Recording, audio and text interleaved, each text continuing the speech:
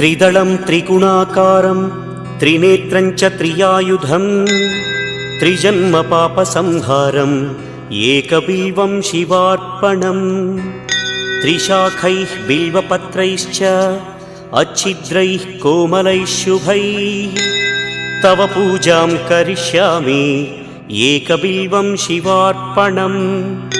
कोटिकन्या महादानं तिलपर्वतकोटयः काञ्चनं शैलदानेन एकबिल्वं शिवार्पणम् काशीक्षेत्रनिवासं च कालभैरवदर्शनम् प्रयागे माधवं दृष्ट्वा एकबिल्वं शिवार्पणम् इन्दुवारे व्रतं स्थित्वा निराहारो महेश्वर